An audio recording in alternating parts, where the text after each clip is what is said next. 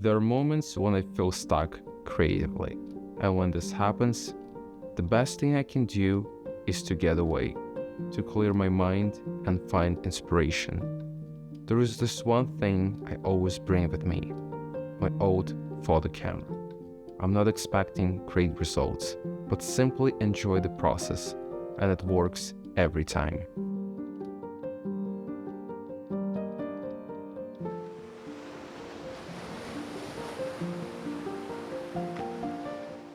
In today's episode, I want to talk to you about the benefits of using old digital cameras in 2025 and following years.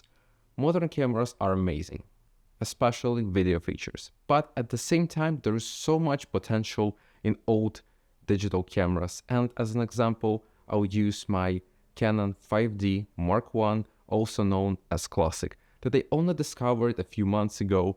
And honestly, I was so surprised of how capable and unique this 20-year-old camera is, and I perfectly understand why this legendary camera is loved by so many people to this day. So let's explore this topic. But before we begin, I want to ask you to support this channel by pressing like, leaving any comment, and subscribing. I would love to have you here, and it helps the channel a lot. You can also find me on Instagram. So right from the start, I want to break down some of the best benefits, in my opinion, old cameras can provide for photographers, content creators, and people who are interested getting started in this field. And we will start with affordability.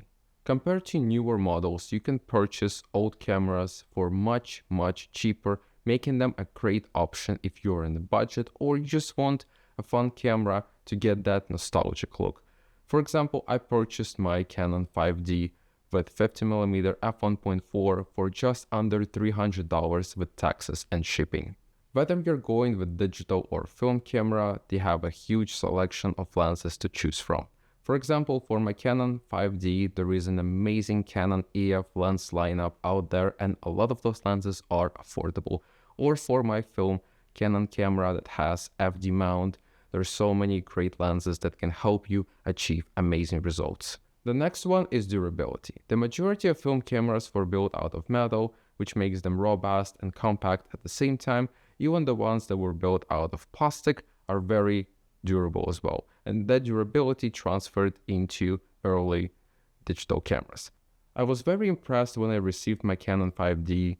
It's very solid and comfortable to operate, not too heavy, not too light, very well balanced.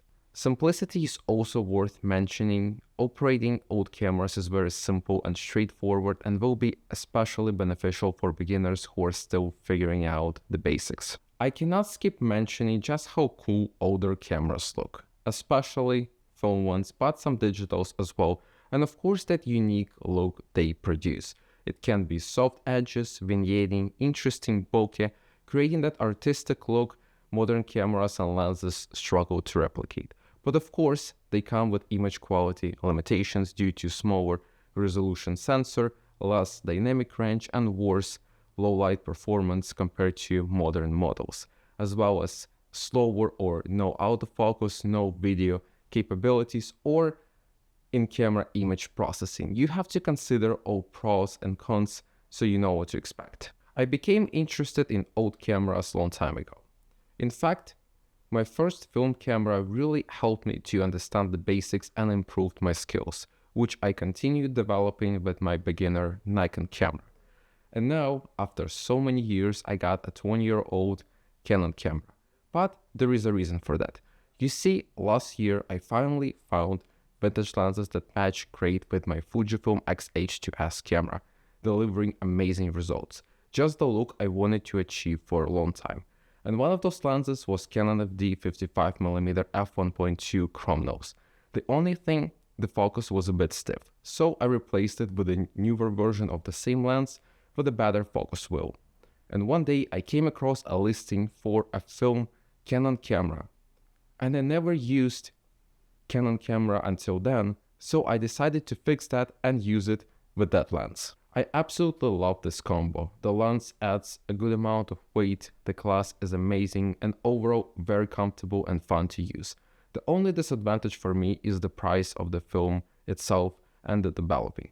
The last time I paid around $15 for one roll of 36 frames to be developed and scanned, and when I got the scanned images, they were not the best quality.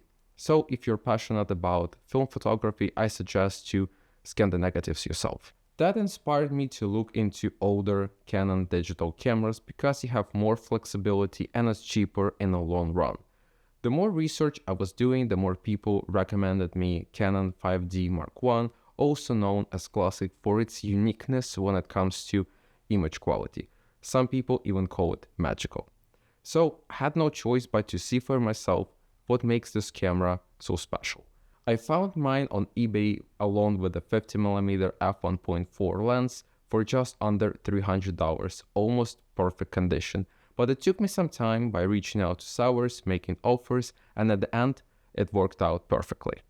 Canon 5D Mark I was released in 2005 and it's Canon's first full-frame camera with 12-megapixel sensor, 9-point autofocus, max ISO of just 1600 with 2.5-inch LCD screen and no live view. I know it sounds so crazy considering the specs we have in our cameras right now, but don't focus too much on specs because this camera delivers. It's famous for producing a very interesting image look with rich, vibrant colors. Images are sharp, clean and clear, but look very natural to human eye. With color grading, you can take it even further, obviously. RAW files are very easy to work with in Lightroom. That's what I use for photo editing.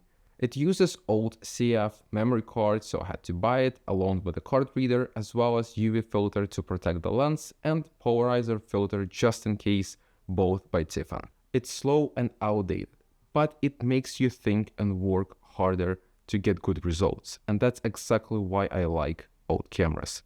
Especially great for beginners as well as for experienced photographers.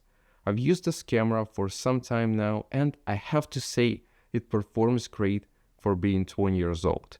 Has limitations, but if you know how to work around them, you shouldn't have any problems.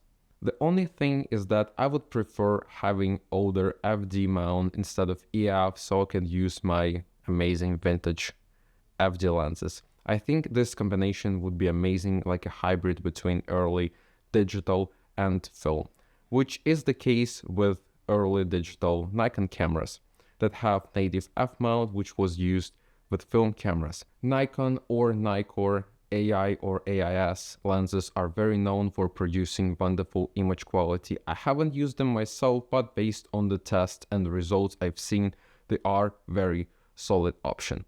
As for the Nikon cameras, I can suggest Nikon G3. I believe there are 3 different versions and I was considering buying one, but decided to go with Canon because I was more curious about that system. It was unknown to me. But in the future, I might come back to the idea of using Nikon D3 with vintage lenses. Why would we use old cameras when modern ones are so good? I'll say this, by pushing yourself to achieve more with less is the best way to improve, pushing your skills and creativity instead of relying on the newest gear. Because let's be honest, there's so many new expensive things that are overhyped and can easily put you in debt. I'm speaking from a personal experience. What matters is your skills and knowledge, way more important than the best camera specs. I absolutely love modern cameras and grateful for the technologies we have right now. What I'm trying to say is that it's important to find the balance and choose the right gear that will actually help you take your art to the next level. For me, it's still my Fujifilm X-H2S with vintage Canon FD lenses. It's not the best camera, they're not the best lenses out there available, but they are the best for me and for the work I do at the moment. And I believe that having old cameras in your photography kit as a backup or for something special is a great idea. I hope you enjoyed this episode, so make sure to press like, leave a comment, and of course, subscribe to the channel. I would absolutely love having you here. It's been a pleasure, and I will see you next time.